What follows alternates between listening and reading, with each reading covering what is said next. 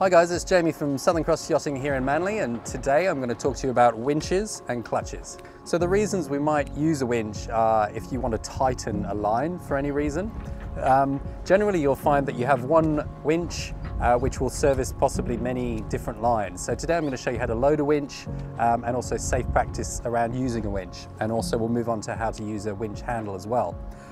So the first thing to know about winches is they can be under a lot of tension at times, so a healthy respect and therefore distance to the winch is really important when you're using the winch. Often when we're using anything on a boat, whether it's a winch or anything else, there might be a time constraint, as in we might be in a little bit of a hurry and rushed. So it's important in these times to really take your time when you're using equipment such as winches and clutches and any other deck hardware. So the first thing about a winch is that all winches load clockwise.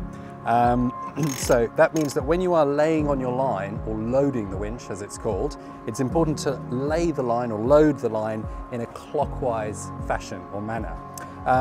The other thing to know is that they rely on pressure between the line and the drum itself. In other words, if you only have one turn on the winch, you'll see there that the line slips quite a bit. If you apply two turns, the line gets a little bit more purchase and is able to grip slightly better. But then depending on the thickness of the line, you may want to add another turn, so maybe that gives you 3 turns, or even if you're dealing with a thinner line, you may even want to have a whole 4 turns around the winch. Now you'll notice there that as I'm putting the line on, I have the back of my hand turned towards the drum, and I have a healthy distance, maybe about a forearm's worth of length between the drum and my hand, which I'd quite like to keep if possible. So when you get to the end of your turns, so let's say 4, you're going to go over the feeder here, called the fairlead, this little bit of metal, over into the tailing mechanism, which is this bit on top. Give it a little pull. That will then grip the line into the tailer, and it then means that if you grab a winch handle and lock that into the winch, you can then turn the handle either way, and that will continue to turn the line clockwise. So regardless of the direction that you turn the winch handle, the drum itself will turn clockwise.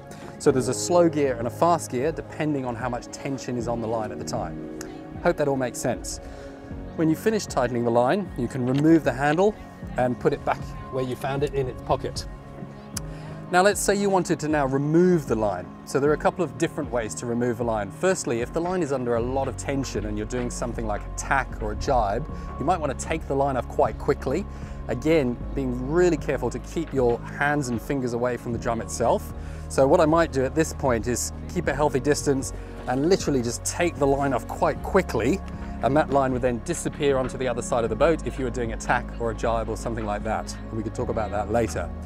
The other method, if you were easing a line, which means essentially releasing the line slowly, would be to take the line, again keeping the flat of your hand towards the winch, off the tailing mechanism, then with your opposite hand, while keeping tension on the line, the flat of your hand, and you may choose to wear gloves if you choose to, put a little bit of pressure on the drum itself, and then you can ease out the required amount of tension to the line that you're wishing to ease.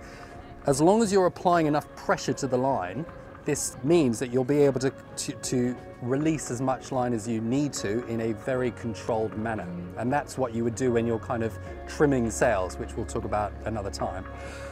Just a little hint and tip, Jamie's top tips is look at the thing that you're trimming. So there's no point kind of focusing on the winch all the time. If actually you're trying to trim the sail, look at the sail that you're trimming.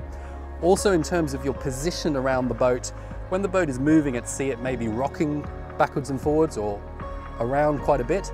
Really important to stay under the boom, which is up here. This thing tends to hit people in the head if you're in its way. So it's better to stay under the boom and keep your center of gravity really as low as possible and as close to the winch as possible.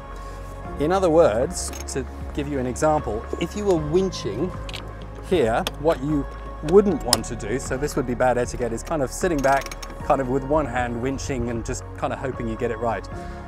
A better way would be keep your center of gravity low down, maybe even straddle depending on the type of boat that you have, looking at the sail that you're trimming, and then really use your body weight to turn the winch itself. that's it guys for now. This is how to use winches, and we'll move on to clutches in a moment.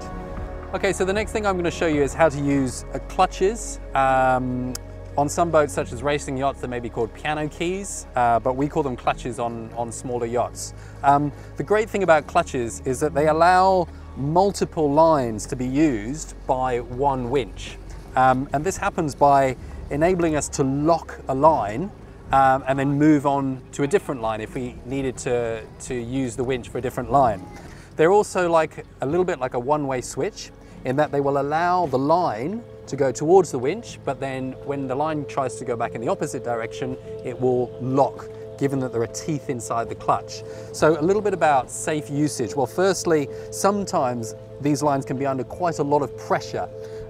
So the first thing is, whenever you're opening a clutch and allowing the line to run, it's really important and safe practice to make sure that the line itself is secured on something. If there's a winch nearby, then it would be good to put it on a winch. If you're on a yacht that uses clutches, then clutches would do as well. But the thing not to do is simply open a clutch and see what happens, because often clutches or lines are holding things up, such as the boom, spinnaker pole, sails, or any kind of thing that may fall on somebody's head. So having secured the line on the closest winch here, the next step is to make sure that the pressure of the line is equal on both sides. So what I mean by that is, sometimes if we look at this yellow line, you'll see that the one end is very loose and the other end is really tight. So if we think about what's happening inside the clutch, that means the teeth that are holding the line are really dug into that line. So if I were to open this, what would happen is actually I'm not only straining the clutch itself, but I'm also potentially damaging the line as well. And that may cause damage to the line, which may result in you having to change your line. So firstly, secure the line so that it doesn't drop on anybody or anything. And secondly, to preserve the line. So what that may sometimes mean is that you might need to adjust the tension on both sides with the winch handle, just like we talked about before. The next step is to open the clutch. And when you open the clutch, what you want to do is disengage the mechanism inside. So that means pushing the clutch all the way down and making sure that it's in line with the deck and fully open. Once the clutch is fully open, you can then, just as we practiced before, start easing off the line to the required amount. And I don't know if you can see there, but the line is now moving freely between either end of the clutch. Once you've finished adjusting, simply close the clutch, make sure it's fully closed. That line is now set to the required tension. Hope that makes sense.